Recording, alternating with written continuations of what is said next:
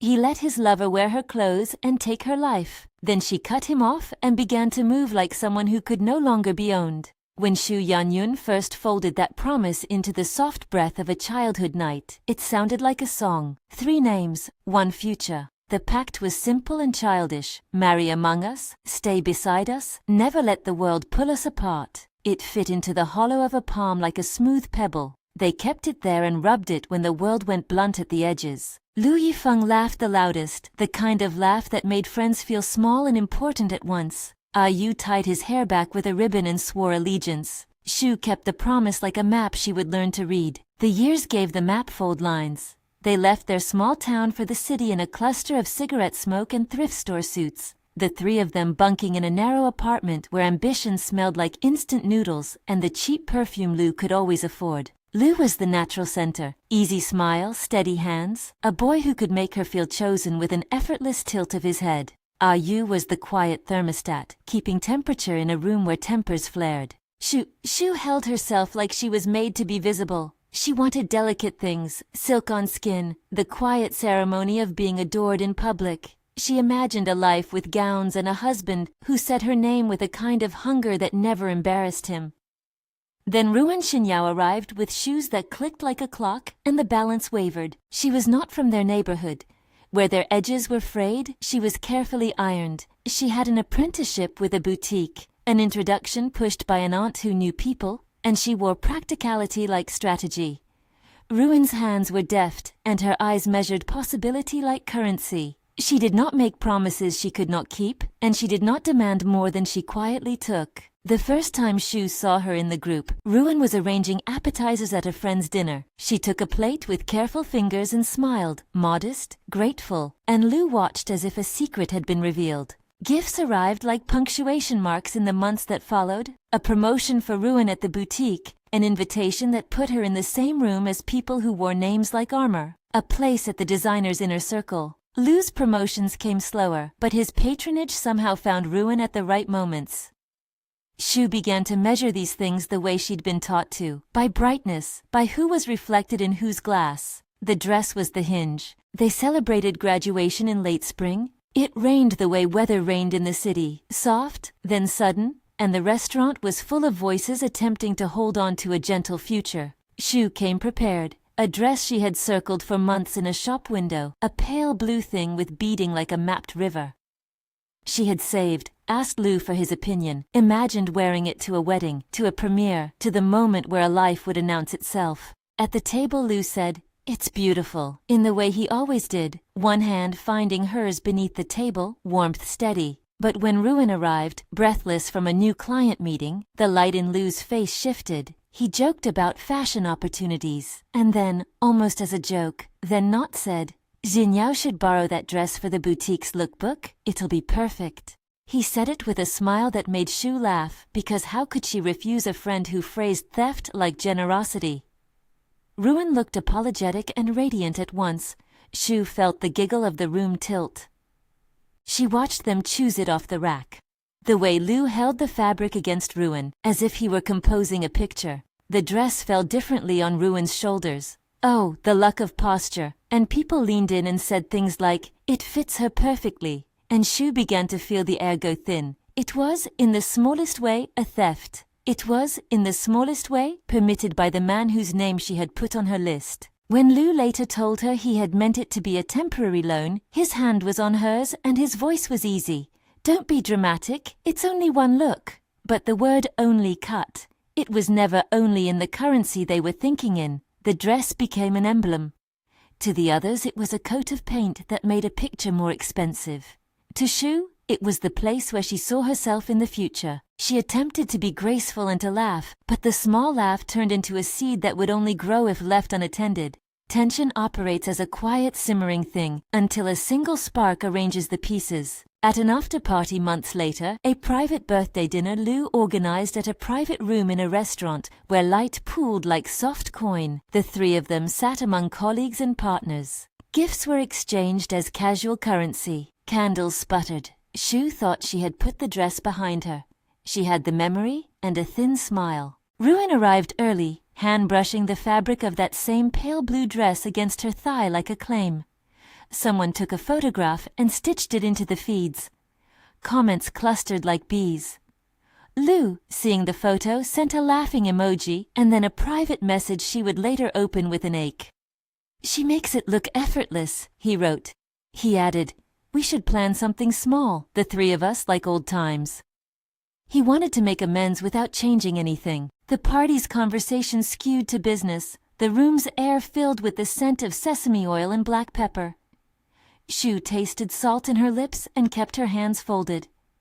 A waiter set down a dish that steamed, oil bright as a new coin, chili seeds floating like punctuation. Someone in the room teased about passion and dresses and how the city separated the willing from the chosen. Voices rose and fell like tide. Lu moved like a man who believed private and public could be neatly separated. When Ruan stood to accept a gift, a pair of shoes from a mutual acquaintance, everyone applauded. She slipped them on with a shy confidence that made the applause louder. Lu's face in the clapping was close to adoration. Shu felt the click of those shoes as if it punctured something in her chest. The argument was not meant to be a catastrophe. It began with a glass of wine and a word edged too sharp. Shu said something about fairness. Ruan said her class in the boutique, how much work she had put in. Lu attempted to be a bridge and in doing so stepped away from the bank of Shu's anger. Yu tried to laugh it off. He misfired and the laughter sounded like a grenade. A plate slipped. A dish of hot oil tipped. A lamp caught the tablecloth. People moved in slow motion. The gasp, the arc of embroidered fabric into flame, the smell of combusting polyester. Shu felt heat like a new personal sun.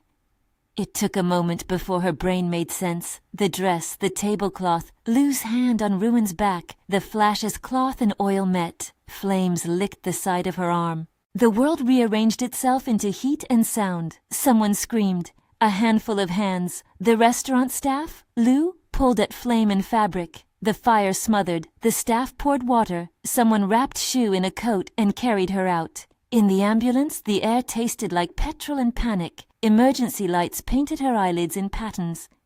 Her skin did not feel like skin. It felt like something else, something thin and fragile. She could not stop seeing the blue dress smoldering against someone else's body. The hospital smelled of antiseptic and the metallic tang of fear. Plastic curtains divided sleeping shapes.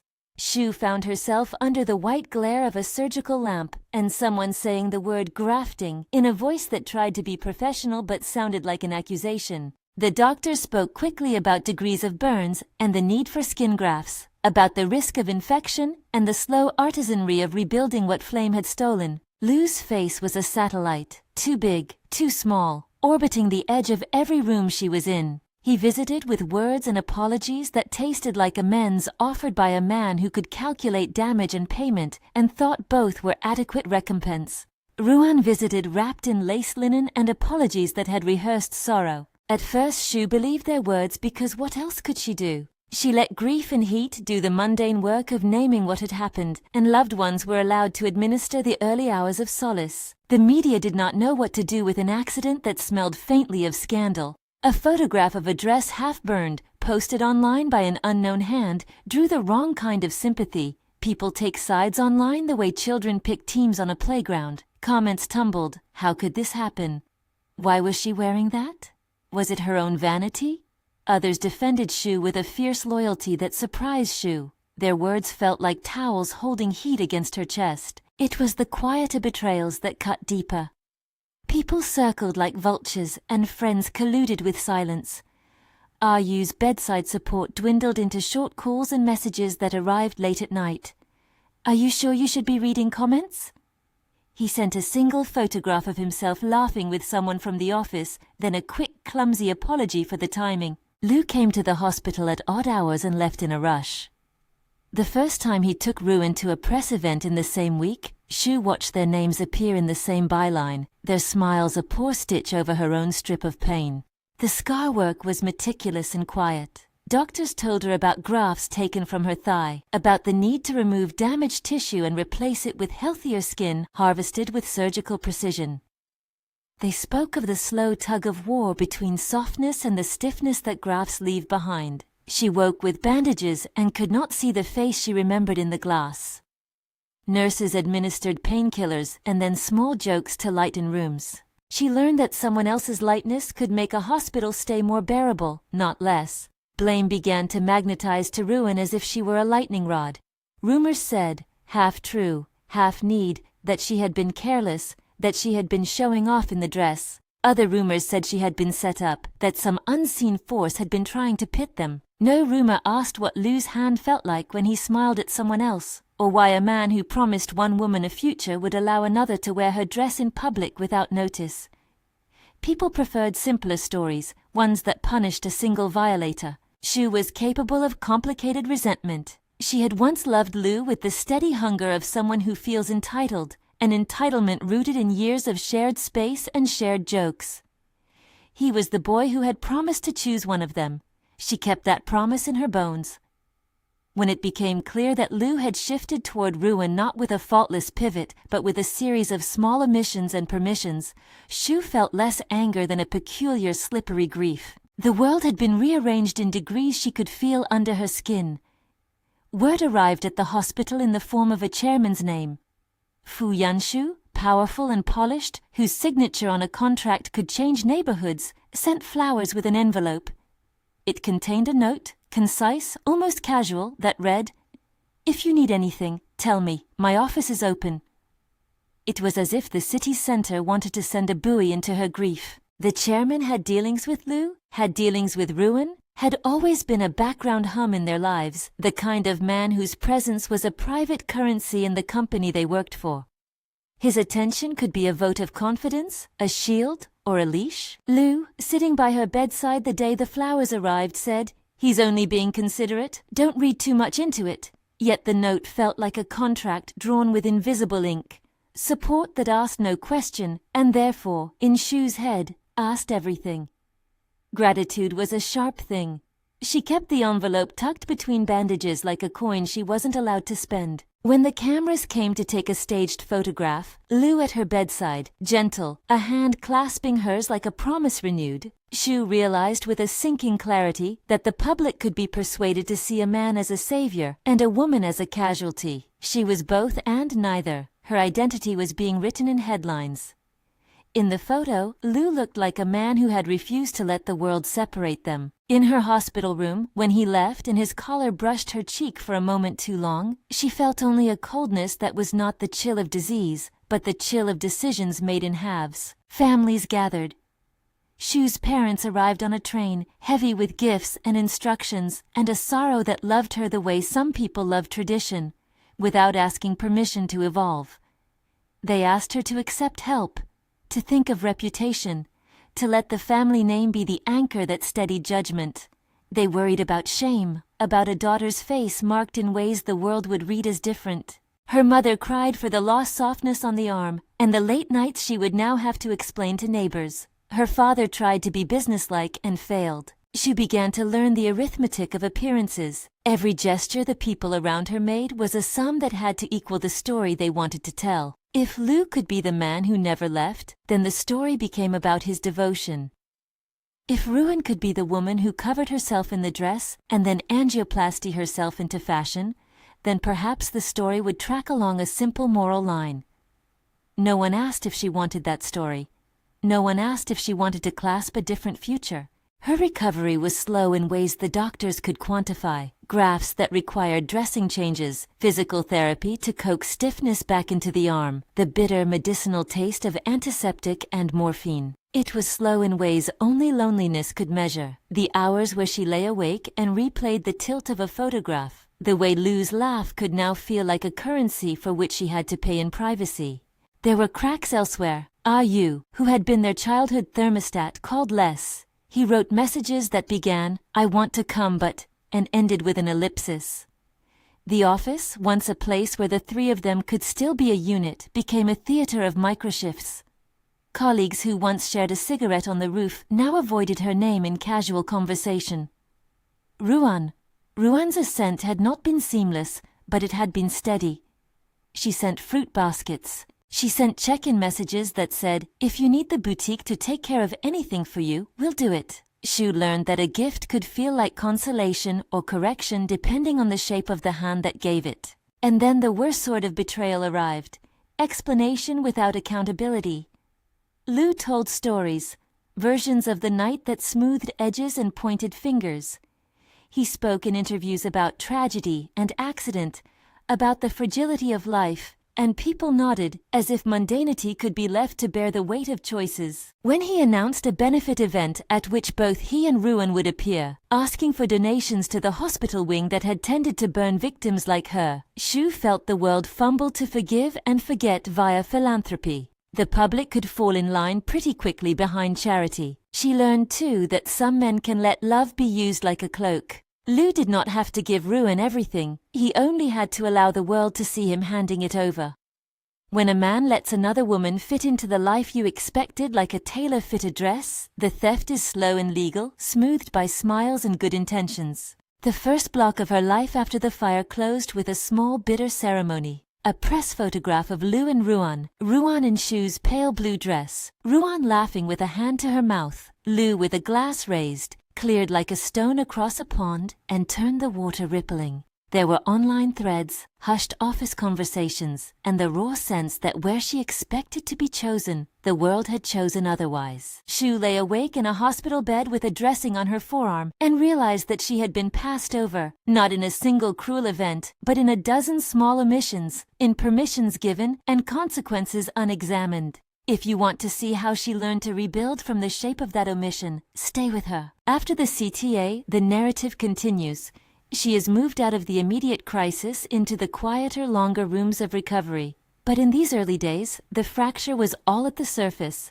The dress lay in a box in Ruan's closet, its beads intact enough to glitter when a camera found them. Lu visited the boutique and laughed with clients while saying, "We must make room for everyone's future." He meant it. He meant to make room for his, which translated into making room away from her. Hospital rooms do one strange thing. They equalize. Rich and poor both wait under fluorescent lights for the next practical mercy. Shu met other patients, a teenage girl whose hands were bandaged, a woman who had been injured in a kitchen collapse. They exchanged small confidences in the blank hours. Someone brought a harmonica and played at midnight. The doctors, efficient, steady, spoke of contractures and how grafts might limit mobility if scar tissue tightened. She was told to expect pinchings and jerks of pain in the months after, to massage and stretch religiously, to accept that some scars would remain as topography on her skin. When the immediate treatment slowed and the bandages came off in stages, Shu held a hand mirror and watched the map that fire had drawn on her body. There were patches of new color, pink and raw as a new city. There was a stiffness at the elbow that made her reconsider simple motions. She practiced moving a spoon, then a cup, then a file at the hospital office. Each small capability reclaimed was a private victory. After a week in the hospital, a meeting was convened by the family. A lawyer, a company representative, and a neighbor with 2 degrees in social etiquette. It felt like a funeral for privacy. They spoke about settlements, about the optics of a lawsuit, about the dangers of making a man of standing uncomfortable. Her father, who had once been a man of soft humor, asked if she could stand to sign something that would guarantee the family protection in exchange for silence. He feared gossip. He feared the city. Shu hesitated. The map she had carried since childhood had a clean line drawn toward a life she thought they would choose together. Now the map was smeared. The idea of trading away her story for protection and a check felt like dying twice, once in fire and once in negotiated silence. But she also feared the whipsaw of endless publicity. The lawyer's voice was calm. A settlement provides resources for your rehabilitation and for privacy.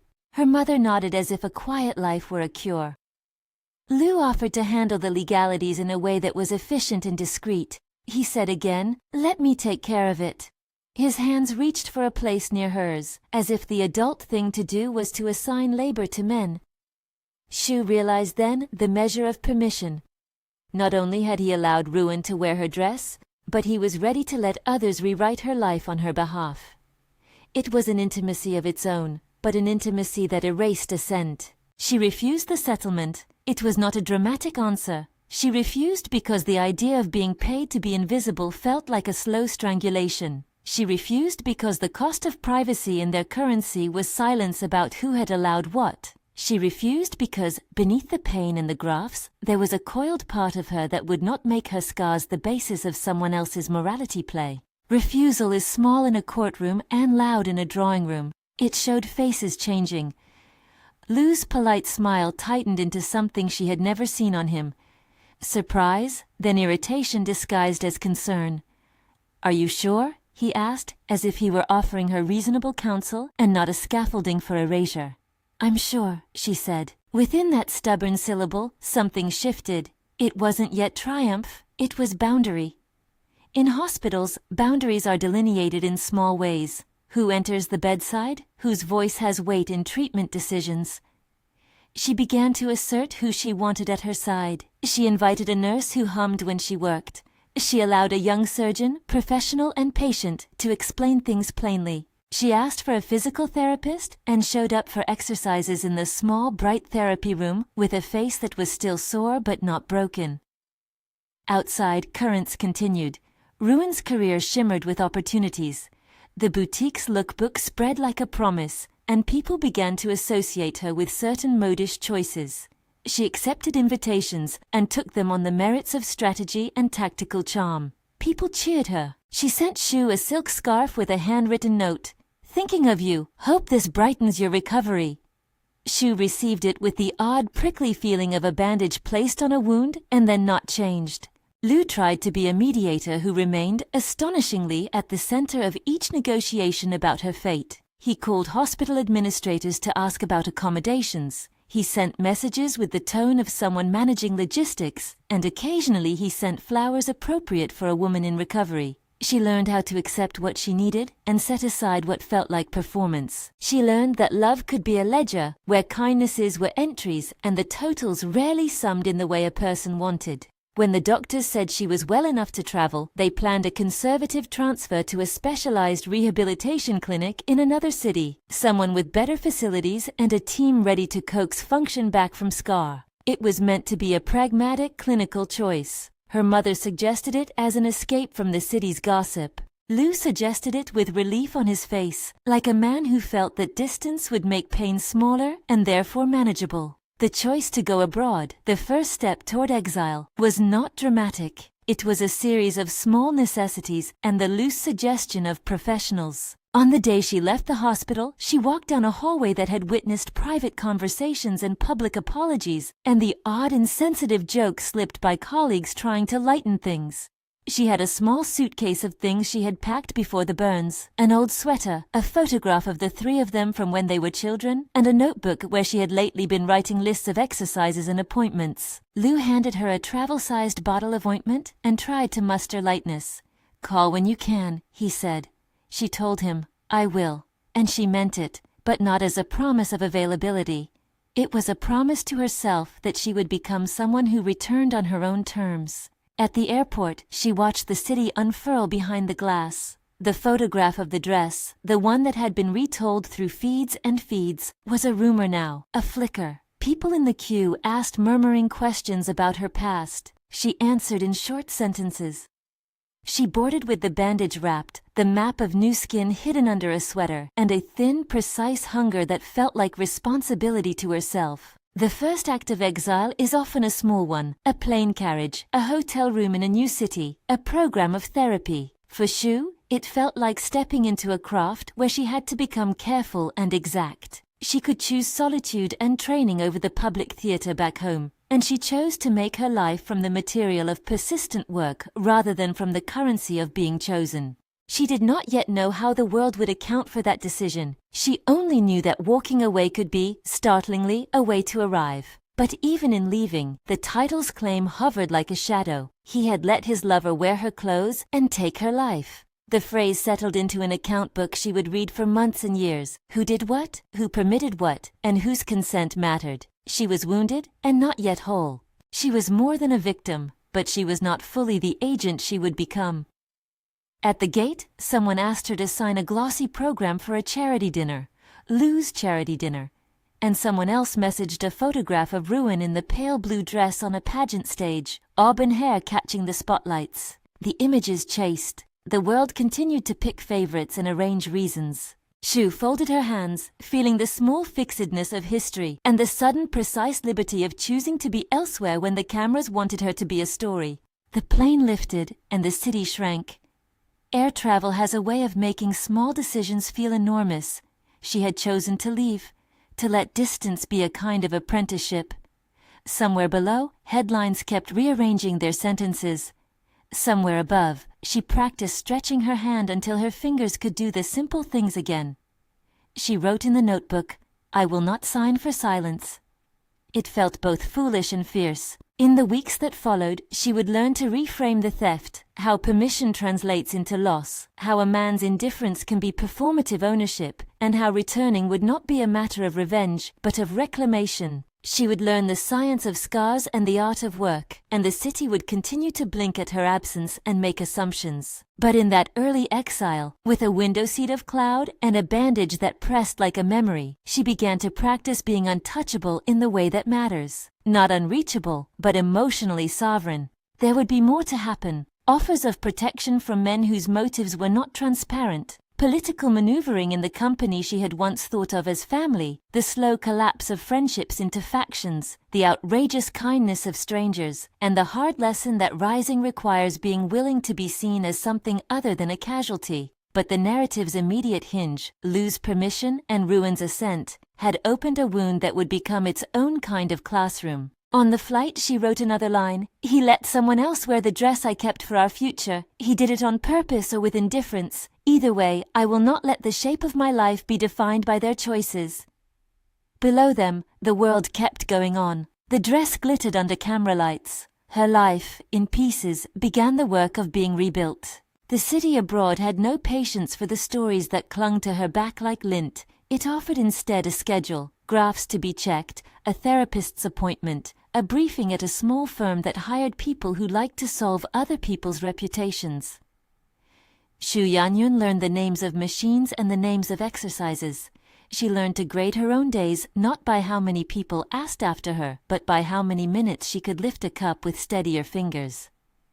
Progress was granular, thumb, wrist, elbow, and every inch felt like an education in humility and stubbornness. Her hands remembered the shape of a pen before they remembered the shape of comfort. In the mornings, a thin band of sun would find the window of her studio apartment, and she would lay out her therapy plan on the kitchen table. 30 minutes of massage, 40 of stretching, an hour of reading company reports to keep the part of her that thought in strategy alive. Nights were for small triumphs. She learned to button her own sleeve. She memorized a new kind of language, the language of meetings, of memos that carried no sentiment, only consequence. At first the work was clerical. She took a job at a consultancy that advised fashion houses on branding crises. It was, in a way, a place that lived in the seam between image and reality. She edited press releases, wrote careful statements, sat through conference calls where men with wide ties asked how to weather scandals without losing sponsors. Shu watched and rewrote. She watched how narratives were carved into headlines and where guilt could be made to look like grace. She learned to be meticulous with nuance. When a client wanted a simple villain, she suggested complexity. When the board wanted spectacle, she advised restraint. The work, slow as her reconnection with a spoon, suited the pace she needed. She sent few messages home. Her parents worried in a way that smelled of a train station, familiar, habitual. Yu wrote short notes that read like half letters. Once he sent a photograph of the three of them as children, with their knees scuffed from summer-scraped peach. Ruin sent a longer message, readable like an apology and like a press release at the same time, regret shaded with the practicalities of business. "I wish I had done things differently," it said. "If there is anything," and then, almost like a hedge, "if you want me to help with your recovery, I will." Shu read it once, folded the phone screen over, and left the message unopened until a week later. She did not resent the note. She resented its double edge. Months of competence accumulated like small deposits. Shu took on projects and learned to make other people's problems into leverage.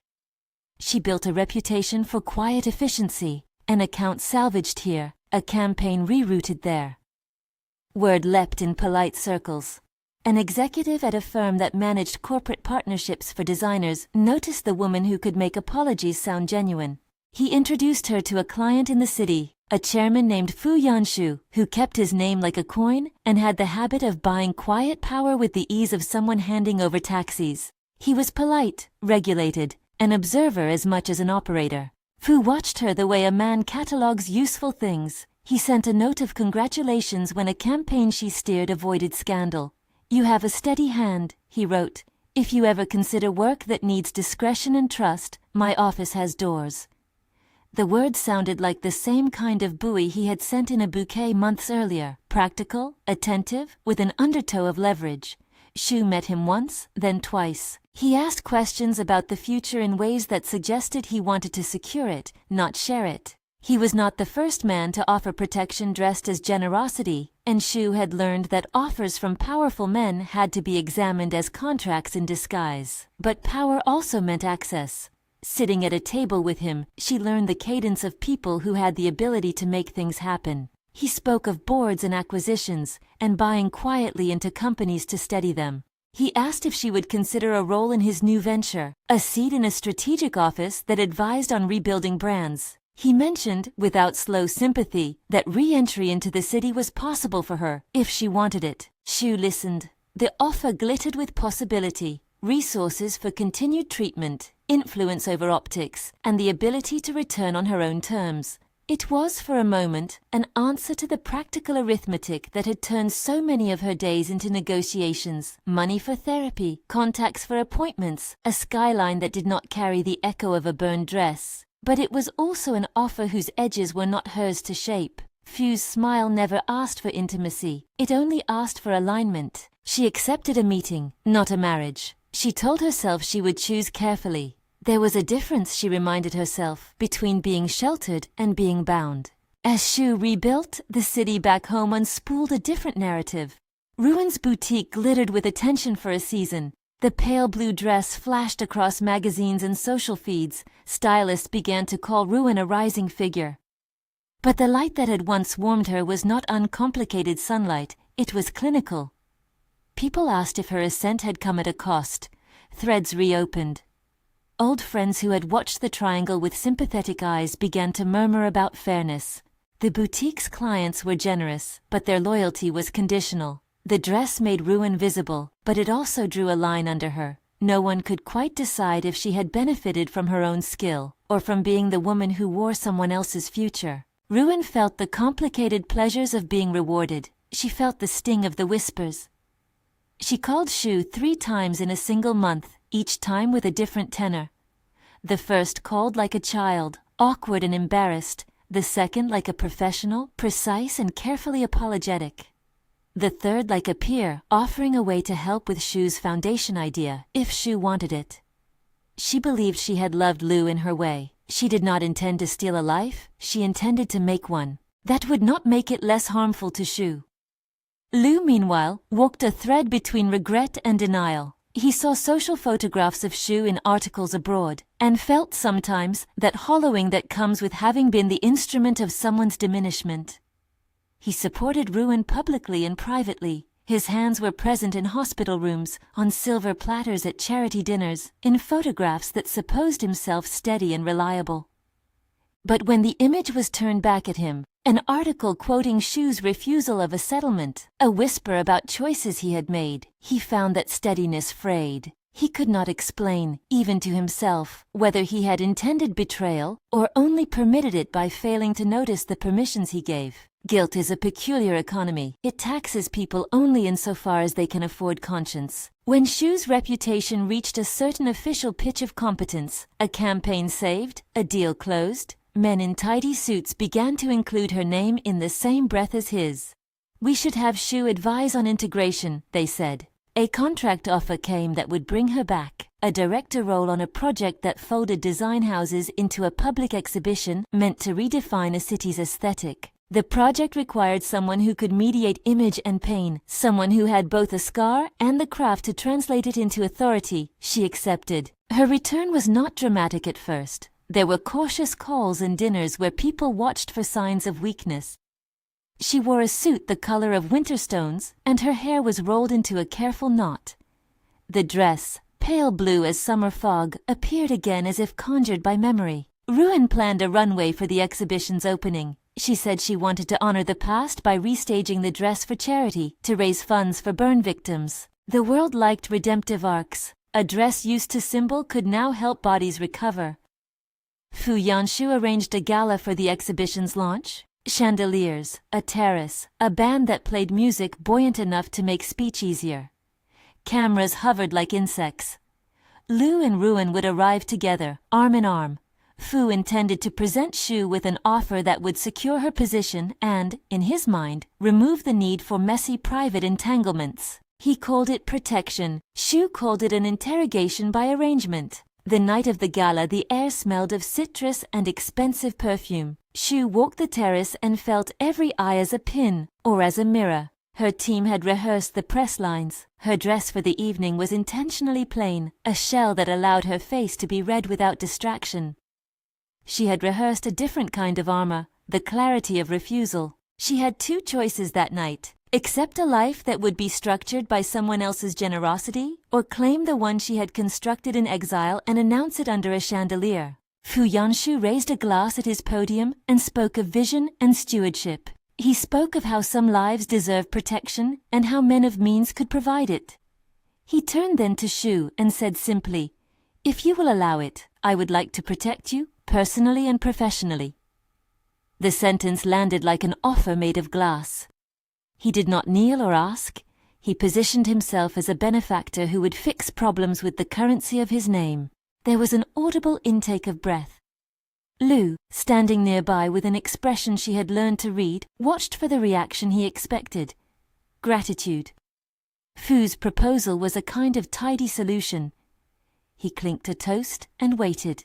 Shu heard something else in the quiet. It was the echo of being paid for silence, of being insured into invisibility. Her fingers tightened on the stem of her glass. The hunger she had cultivated across oceans, precision, work, the reclamation of her own time, felt like a thing proprietary. She thought of the nights of rehabilitation when the only person who had mattered was the one who showed up to stretch her hand, herself.